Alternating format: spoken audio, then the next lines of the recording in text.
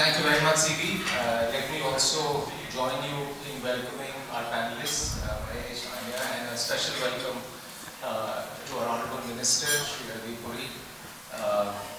He has been on the forefront and really is on a stellar role as India has, over the last 3-4 years, navigated through several very important inflection points in the entire energy, gamut of energy. And also very key role in defining some of the forward-looking policies. So let me just start. I thought maybe we will do some very quick on the economy and how it translates into energy transition. India, as most of you would know, would be about $3.6–3.7 trillion in economy, GDP size, 5th largest economy in the world. Probably one of the fastest growing countries in the world. And by 2028, it's likely to be about $5 trillion in economy, GDP size, 3rd largest economy in the world, and probably again till that time one of the fastest growing economies in the world. I think that fact is known. What is really interesting in all this journey of high growth, meaningful size, has been the resilience that has been built in the Indian economy. The resilience in terms of macroeconomic policy, resilience in terms of balance sheets, strong balance sheets, right from the government to the individual, resilience in terms of having very clear narrative of what is required in each of the important sections of economy. So the policy framework defining that. And I think resilience in terms of aspirations and both of the government and of the broader business community and the society. And I think that's really important. And from an energy standpoint, if we look at it, India is today the 3rd largest energy consumer in the world and 65th in terms of per capita consumption. And today also about 40% of our total capacity that we have is installed capacity is about renewable. So if you were to roll this forward, last year in Davos we rolled out the India at 2047, and in our view, in 25 years from now, India will be a $26 trillion economy, roughly with a per capita income of $15,000, which is about where China is today. So 5 to 6 times growth in per capita GDP of 1.7 billion people over a period of 25 years, and people who are consuming much lower energy than what we are going to consume going forward. Today we import 40% of our primary energy needs. So if we were to go up this curve globally, the impact that it will have in India will be very dramatic, and also the global impact on energy. So the government, I must compliment the government. The government has very clearly over the last 4, 5 years, 6 years, articulated a policy of self-sufficiency in energy, trying to use more and more indigenous resources of energy and pivoting in a very significant way to renewable, and recognizing that this is transition. This is not going to happen over a period of time. So also continuing the investments that are required in gas, oil and other parts of the energy value chain. So I would say it's from becoming an importer, I think the aspiration is to become a net exporter of energy. And from an overall basis, a lot of access on demand side measures. So if I look at providing access to people, today if I look at the gas distribution, it covers 95%, 98% of the Indian population. And also on the supply side, whether it's the PLI schemes that have come up, $26 billion that have been committed on the PLI schemes, the one grid that has been created, the policy on blending of biofuels up to 20%. So a lot of policy measures have been taken on the supply side as well. And the aspiration again that has been set up is to say how, by 2030, at least 50% of the installed capacity would be non-fossil energy, the carbon emission to be reduced by about 1 billion tons. So and 500 gigawatts of renewable energy. So I think the aspiration for 2030, and I would say at least some of the areas that I track on the installed capacity and on the renewable side, and also on the blending side and everything, I think we are making very good progress there. This is very important and this is very significant for India. The first thing is there are now independent researches that have been done that by 2047, if India were to carry on this trajectory of transitioning very actively on a more sustainable basis, our total footprint would come down by 85%. So the emission footprint would come down by 85% in the next, from 2030, where it's likely to peak, to 2047. The second thing I would say, which is very important, and India, if we have to grow and meet our economic aspirations, which is by 2047, 25% in manufacturing, 25% exports, the overall competitiveness in terms of energy price is also very important. And I would say, in comparison to fossil-based energy, we estimate that there is a potential to reduce almost 40%, both in electricity costs and also in the cost of green hydrogen, whether this is because of technology innovation, ecosystem innovation, indigenous manufacturing, availability of integrated electricity grid, some of the policy pieces that have been taken, and the overall energy self-sufficiency piece. The private sector in India has stepped up in a big way. Today, the estimated investments of private sector is likely to be in the $300 to $350 billion. Some of the largest renewable energy parks are being set up in India. One of them almost to the size of 30 to 35 gigawatts, which is being set up. So very, really very strong aspiration in terms of where it's going. Before I close, I just wanted to say EY has partnered with CII to facilitate global investors in identifying and monitoring energy transition investments throughout their journey, from concept to commissioning. This platform, it meticulously tracks energy transition investment opportunities and the pipeline. So thank you very much, CB. We just wanted to set just the overall context before we hand it over to you. Thanks very much, Rajiv. Thanks also for talking about the story of India, introducing the story of India. We'll hear more about that from our Honorable Minister. I'll turn to Mahesh Kolli, who is an expert on carbon markets and clean energy. Mahesh, you heard what Rajiv spoke about on at the ground level, how companies could support each other as we really work towards the carbon transition mission, and how the hard-to-abate sectors could develop a sort of a roadmap as we go along for green energy usage and to meet the requirements as per some of the targets which also Rajiv mentioned. So it will be interesting to hear from you guys. Thanks and good morning everyone.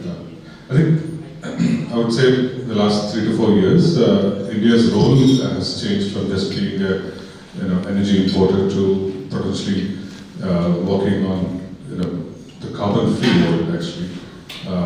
The 3 unique themes India is able to achieve in the near term. We are growing at 8 to 9% energy growth, one of the largest primary energy growth markets globally. And India has the opportunity to make carbon-free electrification to meet the primary energy needs of the country. Carbon-free electrification makes it reliable, affordable, and green, and unsubsidized. It's very unique for a market like India. We're not talking about renewables, we're talking about carbon-free electrification that's beyond renewables. And equally, with carbon-free electrification, we've been able to do deep industrial decarbonization. There are large steel producers in India, aluminum companies in India are actually benefiting from carbon-free energy, which is 24/7 renewables, uniquely possible in India to make low-carbon commodities. India is probably one of the best placed countries to meet the European CDAM requirements. So that's 2 big themes for India, and where we are placed is how do we help carbon-free electrification for affordable, reliable, clean energy. And to enable that, as Greenko, we've invested invested close to $5 billion in long duration energy storage.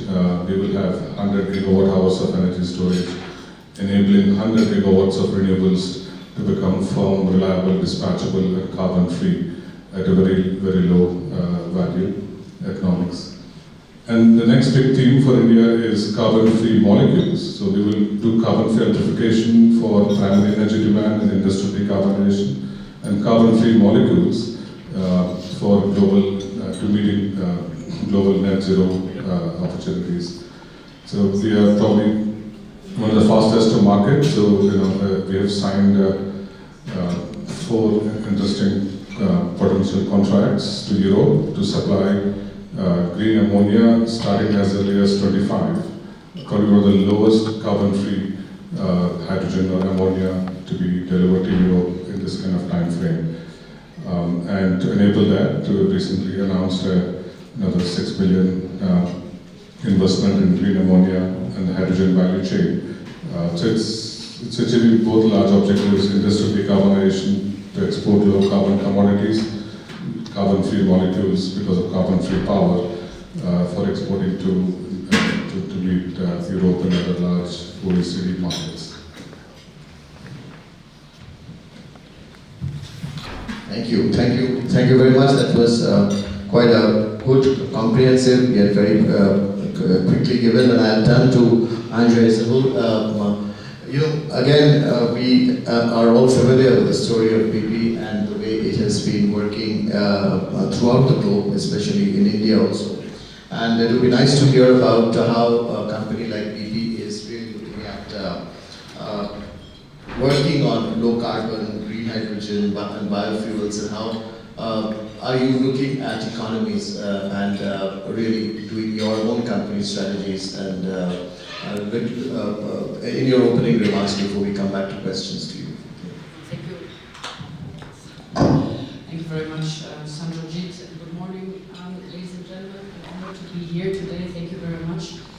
I think we heard a lot about the importance of the India economy already. The most populous nation by now. It's an economic powerhouse. Rajiv, as you described it, and this is how we look at it. Expected to account for a quarter of global growth over the next 25 years. So very, very important. By the way, this is more than the entire developed world combined. So I think that underscores the importance of India. And that growth, obviously, as we also heard, extends to energy. So also in terms of energy consumption, if you look ahead at 2050, primary energy consumption is expected to double. And to put it into global perspective, it's 14%, 1/4 of all the energy consumed on Earth. And I think we all will agree that that the development of India's energy system is of critical importance, not only to the future prosperity and sustainability of India, but also for the world. This is how we obviously, I always describe us as a partner to the country and guest in your country. So this is how we really look at India. And if I reflect a little bit on our strategy, as you asked, the way I would describe our strategy, and this is very much in line with the vision which has been developed by Prime Minister Modi and by Minister Puri, I call it the end strategy. So we continue to invest in today's energy system, which is, we may like it or not, a hydrocarbon-based system, a system that is based on oil gas. We heard already that India is still a massive importer of hydrocarbons, and this needs to change. And at the same time, we are, as a company, leaning all in on the energy transition. So it's both. It's hydrocarbons, and it is basically all the transition businesses which are required to really accelerate the energy transition. And I think we all agree that we need to absolutely accelerate, but at the same time, it has to be an orderly transition. Because and I don't need to repeat, we saw it with the war in the Ukraine, what can happen if the energy system is out of balance. So we need an orderly transition. This is what we are trying to do with our strategy. So we're still continuing to invest in oil and gas, also in India, and we are investing heavily in what we call our traditional businesses. And this is hydrogen, this is renewables, this is biofuels, and this is mobility charging. And we want to do all of these also in India because we clearly see the potential in India and we're fully in line with the vision which has been developed. And so there is, I would describe, great alignment between what we want to do as a company and what Prime Minister and Mr Puri want to achieve for the country. And I think if I describe, and I don't want to repeat now all the fantastic policy measures that have been put in place on bio and renewables, etc.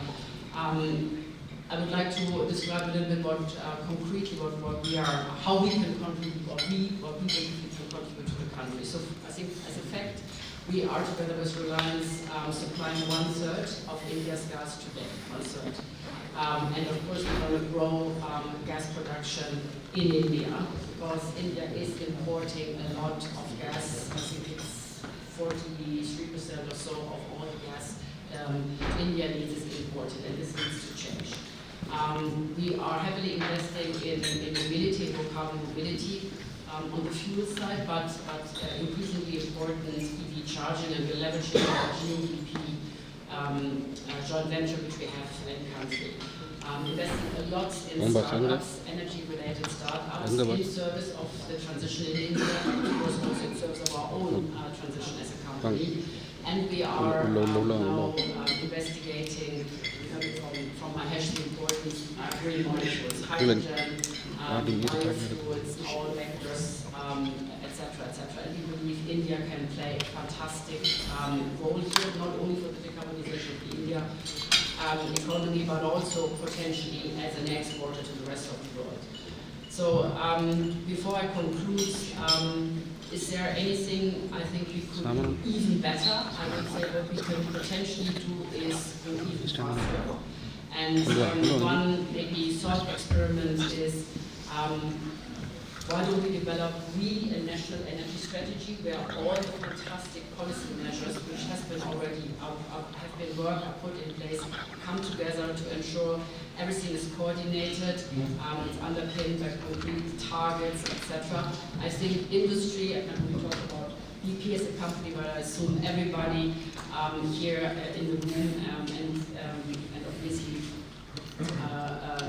Chandrajit, I'm looking at you. I think companies in India would, I think, rally behind such a purpose and would support the government with skills, with knowledge, with assets, with investment, etc.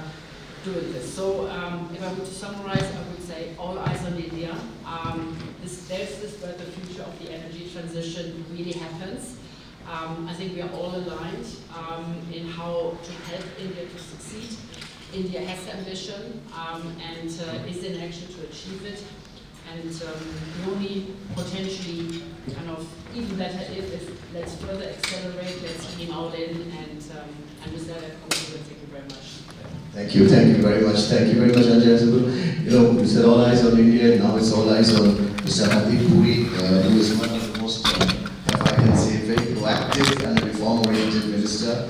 And he is leading the transformation of India's petroleum and natural gas sector. And also, of course, one of the main leaders, if I can say, in India's ambitious energy transition vision for achieving net zero by 2070, as well as 50% of our electricity generation from non-fossil fuels by 2030. Bioenergy, green hydrogen, energy efficiency, the hydrocarbon exploration, and licensing policy, which is used as a revenue sharing model, all are being pretty much fast-tracked by him and under his watch. And equally, I would like to mention in this that he's also responsible for a housing ministry, which all of us, and there also there is an intensive effort, as one sees, in modernization in smart cities as well as new urban infrastructure. And he has seen it as a diplomat over his huge and strong wealth of experience and knowledge. So would just like to understand how we can engage further with the globe for this phenomenal India story that has emerged. Over to you, Minister. Thank you very much, Chandrajit. Thank you for inviting me on a panel like this, but because what you have here in the panel is not only domain expertise, people who are dealing with and making a difference to their areas. I have one or two points to make, which perhaps have not been covered here. Let me start by very quickly endorsing, perhaps with a nuance or two, some of the things that have been said by the eminent panelists. One, on the size of the economy and rate of growth, I think almost everyone would take that as a given. Rajiv, where I might have a little nuance to introduce, I don't think we will have to wait till 2028 to become a $5 trillion economy. And I say that not because I want to be, a little bold, but no, I think if you look at what is happening and if you look at global experiences, I think it will happen much earlier than 2028, number one. Number two, I entirely agree with Anya that the transition has to be orderly, because a transition by its very nature has to have both a clear roadmap and it must have in place all the safeguards which will ensure that there are no knee-jerk decisions taken which would unravel not only the transition but the current state of play. And that becomes all the more important in a country like India, because I think you said and your presentation had this, we are not only now the world's most populous country, but when it comes to energy, the relationship between economic growth and energy is actually sui generis. Why? Because you are close to a $4 trillion economy, but the hard facts are that a very large percentage of our population lives on a per capita income which is very low. Okay. So the developmental challenges we face. So if the transition were not to be orderly and we were to fall prey to the do-gooders, and most of them are my friends. I spent many years in New York and Geneva, and I relate to them personally. But it's one thing to be theorizing about the need for transition without having to run a state. Now, I think insofar as India is concerned, the three challenges: availability of energy. And availability assumes an importance because we do import 85% of our crude oil requirements. Our exploration and production is really being ramped up, but so is the economy is growing, so the import dependence. So I entirely agree with you, Anya. It's for a long time. We will have to, I don't want to put a figure on it, but I have a few thoughts which might appear outlandish at this point in time, but I will share them with you. So availability throughout the crises, and I use the word crises because there were multiple crises we were facing and we are facing. And those didn't start with the military action between Russia and on Ukraine, or what we are facing now in the proximate areas proximate to India. There are other crises which emanate from that. Along with that, a democratically elected government, such as the kind that we have in India, has to ensure that along with availability comes affordability. And affordability becomes very important in order not to challenge the expectations of the people. And then comes sustainability.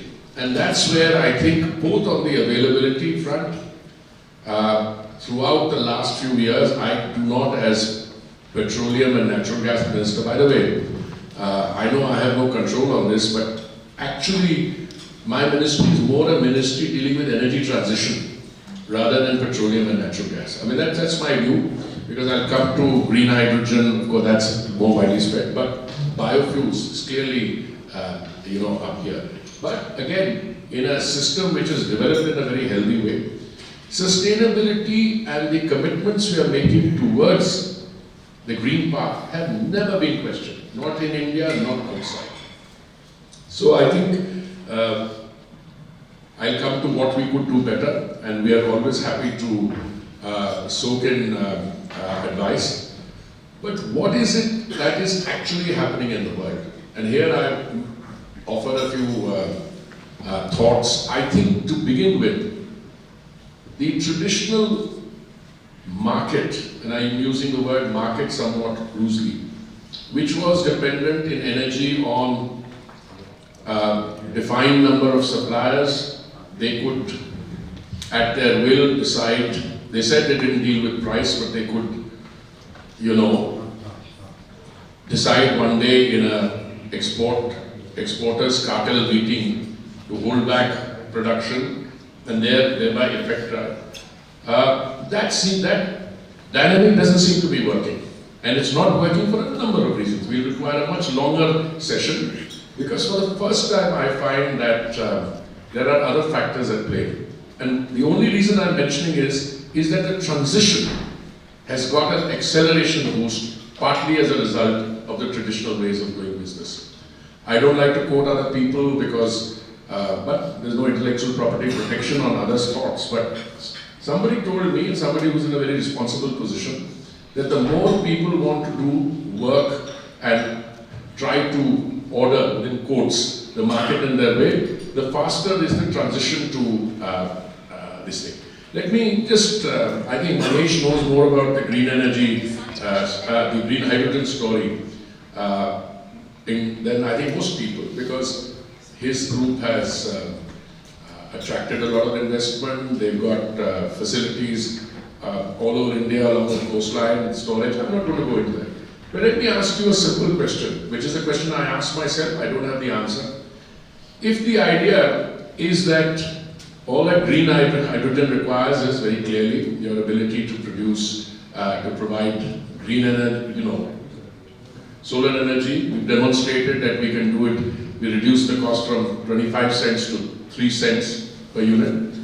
If it requires electrolyzers, and the whole attempt is to bring the price of green hydrogen down. I don't know where it is, Mahesh, $3? Try to reach that. We go below that. No, I'm saying, so even if it's $3, just look at the kind of import bill that India has on fossil fuels. Just look at that bill. And I don't know, Rasal, who's somewhere, how much is our total import bill on fossil fuels? 12 lakh crores. 12 lakh crores in English would be what? 150 billion. 150 billion. $150 billion.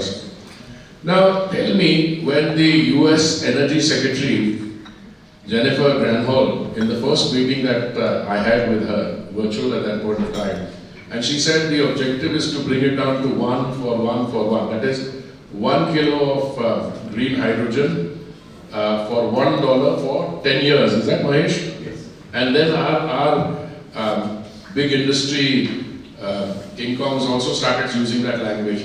But tell me, if disruptions continue and you are in a situation where the price is coming down from $3, wouldn't it be sensible public policy at that point of time to ensure that instead of spending that amount of money, you give green hydrogen a boost? Now, the gas doesn't lend itself to travel, but green ammonia does. You've already demonstrated by exporting green ammonia to, what is it, Unipar in Germany, or? Yes, sir. Huh? Unipar Unipar in Germany. in Germany, then Singapore. I mean, I remember because I keep getting this news. I think, but all said and done, we will still need traditional fossil fuel industry. And I think that is where collaborations become important, without in any way reversing or undermining the transition and the orderly transition to green energy. I am confident that all the targets that we have for, and I want to take a minute on this green hydrogen, that we have for 2030, 5 million metric tons per annum, I think it's too conservative. What I see happening, and I take a monthly review meeting, is grossly underestimated, because most people don't know what is happening there.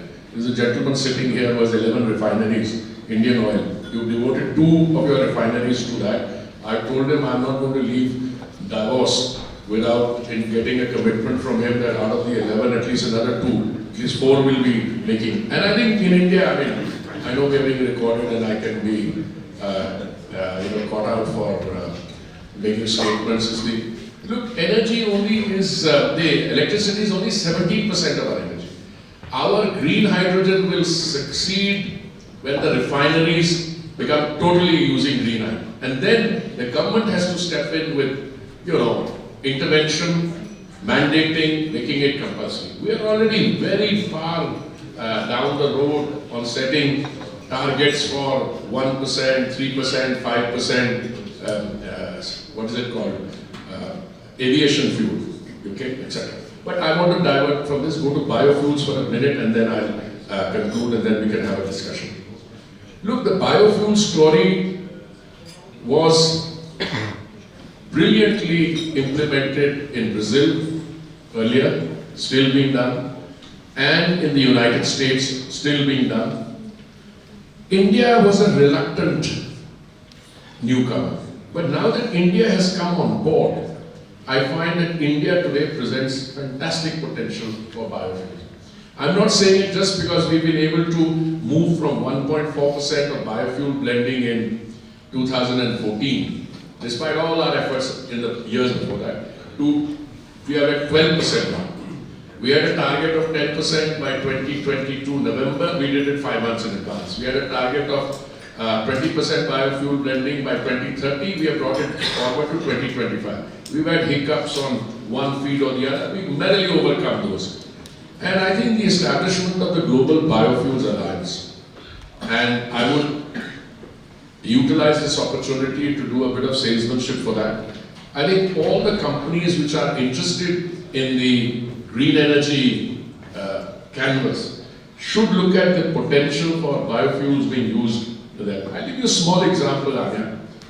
I came across a businessman in the state of Gujarat who exported, what, 1 million tabletops to Kenya.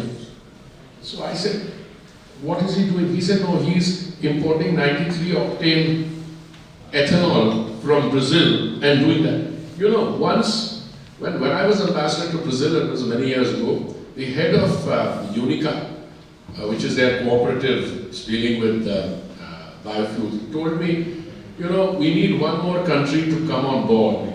We are already there, Brazil, the United States. We need one more big country which has a big consumption to come on board. You'll find that biofuels, clean, green, can be traded. And I think we are also looking at the beginnings of that. So I just want to leave these 2 final thoughts with you. One is what I said about green hydrogen. We bring the price down and you'll see the diversion coming much faster to green hydrogen than there was contemplated. But let's not be unrealistic, at least for the next 20 years.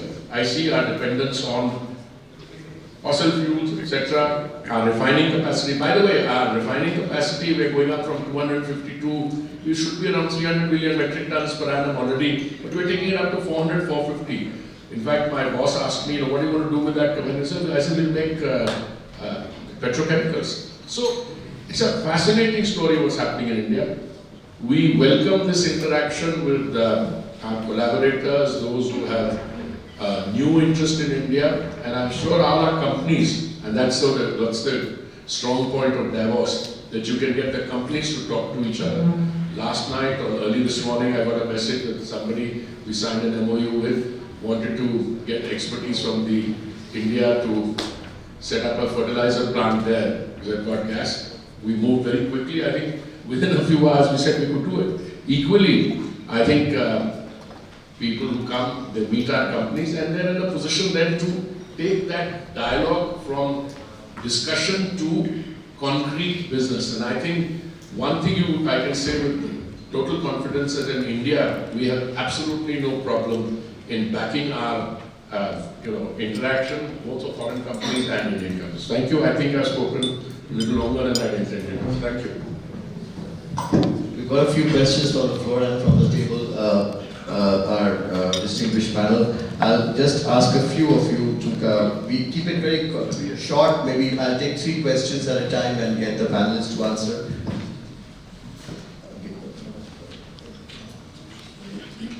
Okay. Yeah, I'll take one question and then I'll... Right,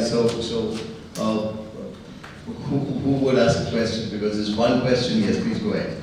Introduce yourself and ask a question. Give this to the minister because he has to leave for the forum. Definitely for the Minister. Robert Ibbett with Chatham House and advisor to Hackett. Minister, thank you very much for your time. You talked about 3 big challenges. One of them was affordability. Could I bring in the question of employment, jobs, so critical for India as it grows and the amount that need to be created? Which sectors offer the greatest opportunity for job creation and which are the greatest risk? I haven't heard the word coal yet this morning, and I'm just wondering when that transition happens, such a large employer, how do you manage it? Thank you. No, first of all, insofar as employment generation is concerned, employment is being generated across sectors. Let me just tell you, we have in terms of our capital expenditure budget, we've taken it to 10 lakh crores. What is 10 lakh crores? Rasan, what is 10 lakh crores in normal confidence? 80 billion. $80 billion capital expenditure, number one. I also happen to be Minister for Housing and Urban Affairs. We are building, we're going to in about 2 years, 2.5 years time, we'll have the second largest, or 3 years time, second largest metro system in the world. Okay. We are today undertaking, we've doubled the number of airports we had. So I could go on giving employment generation. We have a scheme called Pradhan Mantri Awas Yojana, which is an affordable housing scheme. We have built 40 million, we've sanctioned 40 million homes for economically weaker sections. So I could give you an analysis of how much cement, how much steel is consumed, how the employment comes. Look, let's be very clear. For a country with the challenges of the kind that we've got, we have to guide the transition very forcefully in that direction. Which is not to say that I can't. I mean, for instance, there are some people who would say that Anya and I sitting here, we ought to be sheepish to say we'll rely on fossil fuels for 20 years. But that's the reality. All those guys who made those predictions, I think had very little interactive experience with the real world. I was at one of the Davos meetings 1 or 2 years ago, and I told them that, look, it's very good to sit in Europe and have a Europe-centric view, but there is a world outside. One of the things that we've been able to do is this Ujjwala scheme of ours, which we provide liquefied petroleum gas, and we provided it to 100 million people. But there are large parts of Africa, Latin America, which are still using that. We have to take them along. So I think your concerns, and I lived many years in London and New York and Geneva, more than any other place. We'll have to, in a judicious manner, deal with all this. But I think the real India story, and I don't like using words like bright spot, because those are terminology in the English language or whichever language you are using. Its real thing is the opportunity and the indices which are looking at it. Look, thank you very much. I have to run because I think I have a WAF meeting immediately. So my apologies, but I'm sure my distinguished panelists will respond on my behalf. Thank you.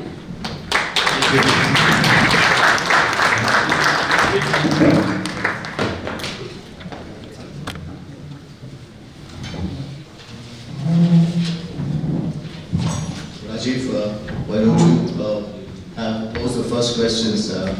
Morning, how are you? Yeah, Mahesh, maybe I can.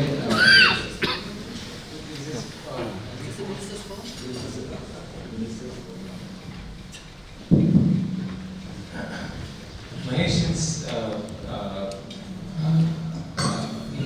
maybe just for everyone's benefit and everything, obviously Greenko has been doing a lot of work. How do you see this transition from electrons to molecules, from green electrons to green molecules, and what are you seeing happening in that from generally as you engage with manufacturers around the world? Sure, Rajiv. I think that's the really interesting, very unique lifetime opportunity for India, that India's infrastructure to deal with electrification in the last 10 years, we spent more than $14 billion on the national grid. India has the single frequency grid globally. That helps in seamless transmission of energy.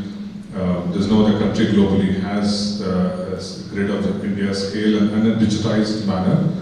And so that is a key piece of infrastructure which enables transition of electrons into making green molecules, which we are further using in India and also exporting.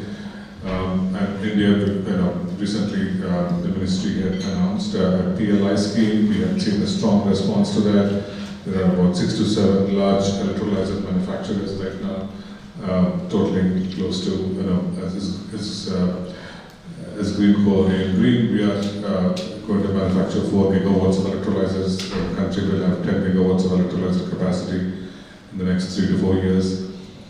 And so this combination of this unique opportunity where India has this, where we by 2030, just Greenko alone, we should be projecting to achieve about 10 billion of green molecule export to markets like Europe, Japan, Korea.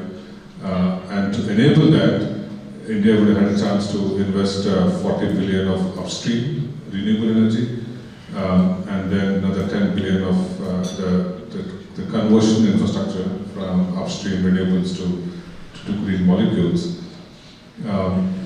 Just a last point, we talked about European and also recent IRA bill, the regulations defining what is a green hydrogen. Clearly, India is going to lead that, because to define green hydrogen on the time of the matching of hydrogen produced to renewables produced, India is probably one of the best places to achieve that regulatory needs of RFNBO, RED 3, and recent IRA announcement.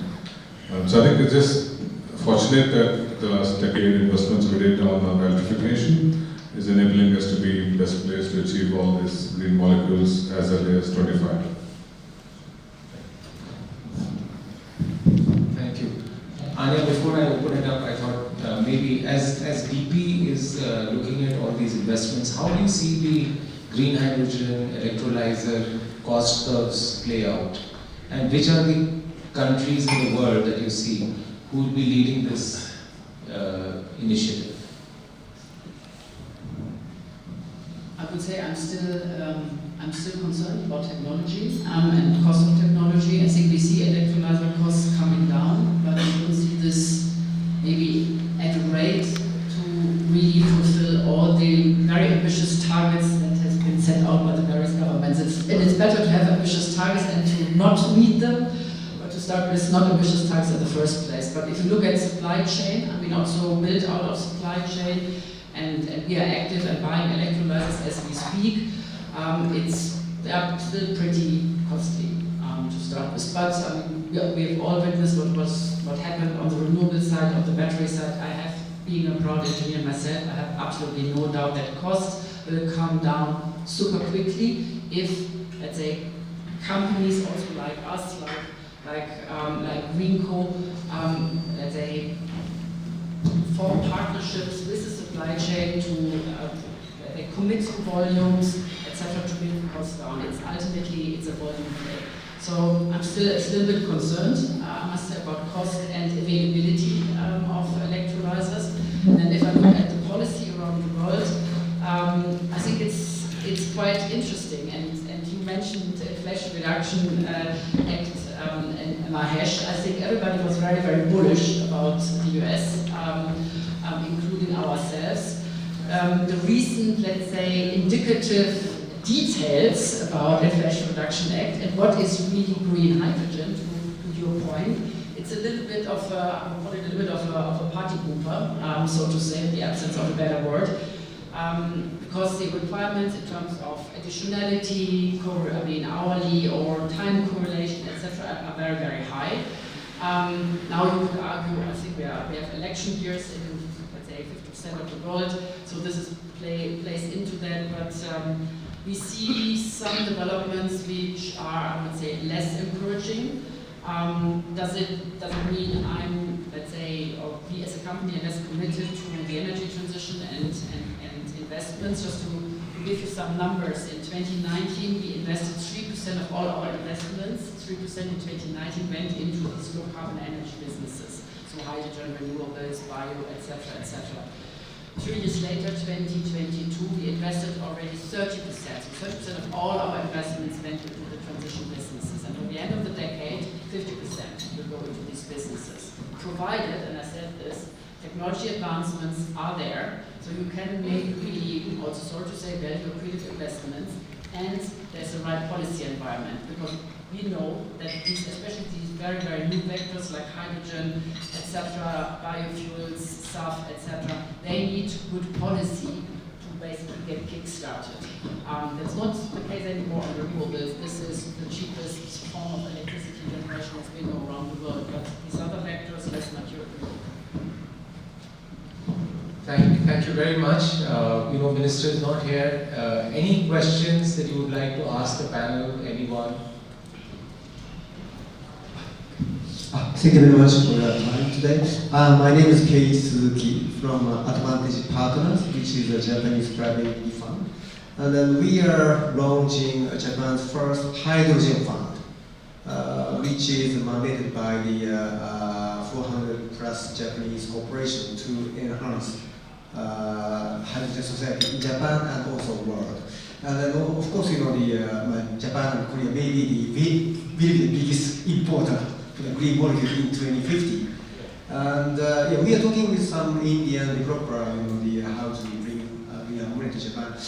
But for the collaboration, we need collaboration. But from your panelist point of view, what we need for this building really the realization of the hydrogen society or value chain, what should be needed as to bring this happening?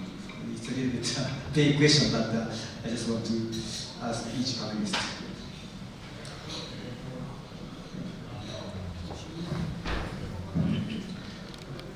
No, I think clearly the big opportunity is this is what I'm calling as new upstream. So the new upstream in probably the molecule world is renewables. So there are large countries like India, China, and India is well placed to have this big point on additionality. India has a great opportunity to add at least another 100 gigawatts of new renewables in the next from about 2030. India wants to add 500 gigawatts of renewables by 2030. So this scale of additionality is unique for India because of national resources in all three forms: solar, wind, and hydro, and the national grid. And then we have India's great port infrastructure across both east and west coast. And I think the preparedness of regulations, policy, upstream technology is uniquely pretty high to achieve. But in fact, India is looking at delivering these green molecules in a very competitive model as early as I said, 25, 26. And by 2030, India potentially will have the largest market share of green molecules coming to Japan, Korea, Europe. Just building on Mahesh, I would say three things. First is infrastructure, and this is very much linked to permitting. I think India is in a very good, let's say, very progressive from that point of view. But other parts of the world, I mean, every green molecule typically starts with a green electron. Just to be very clear, and this means massive investment in renewables. And in most parts of the world, this is very difficult because you have first world countries, sometimes with third world grids, and it's all about grids, it's all about power grids, and then it's you need to be able to move the molecules around, so it's conversion of gas, pipelines, etc. So it's infrastructure and all the permitting that comes with that, which is very difficult in most parts of the world. Second is, as I said, supply chain and technology advancement. We don't see yet the speed at which this is required, in particular electrolyzers, etc. And then policy. We need good policy, stable policy, and I think we will see a slowdown in let's say, in FIDs and progression this year because of maybe also elections, etc. We see some uncertainties around the world, and this is obviously not good for the transition.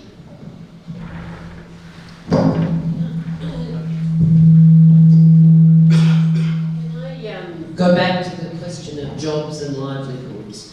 I totally agree that planning and permitting is absolutely a major problem globally. It certainly is in Australia, I know it is in other places.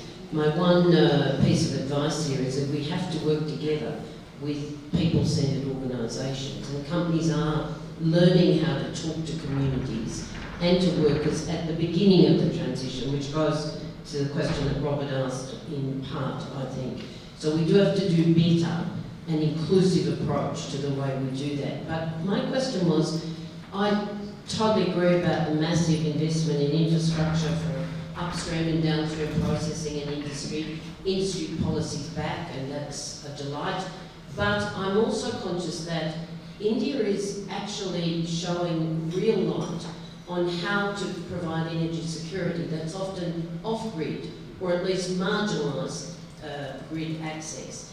And it is about renewables, it is about, even in small units, green hydrogen, but how to give people not just energy security, but allow value-added livelihood to that, which is generating its own economy, because India has the largest informal sector economy in the world. And so I wonder if Mahesh or Rajiv, you might say something about that, because I think it's not just an income source, it's a humanitarian demand that you can help lead the world with as well. Sure, I think India is a large country, it's got many states, and each state have their own strong policies and regulations in place in adding this infrastructure. The environmental laws, the social and regulatory systems in all the states are pretty strong, and so we have seen this period last 10 years that the environmental social impact is a big factor in the rate at which the infrastructure can happen. So there has been for example, a big part of India's solar is coming in non-agricultural lands. These are lands and resources which were arid in nature and did not have any other resource capability. So I would say 60-70% of India's new energy is coming in parts of the country which are like in Rajasthan or middle of India, which are very arid and no other employment happens. And so that's actually adding to the country's opportunity that renewables, unlike mining, is very concentrated in certain parts of the country. Just as Greenko, we are operating in 15 different states and in all kinds of communities. So that's a great opportunity for India, that it's a decentralized growth with renewables, unlike, for example, mining or oil and gas. And there's a big skill set that's being developed. India has one of the biggest engineering workforce, and probably around more than 1 million engineers graduating in India. So combining with the skill set and this ability to tap the natural resources in a diversified, decentralized manner, is very helpful in the way it's getting spread across the country. Thank you very much. If I have your permission, I think it's 8:30, so we'll probably close the session. Thank you very much for coming over and joining us today. Thanks.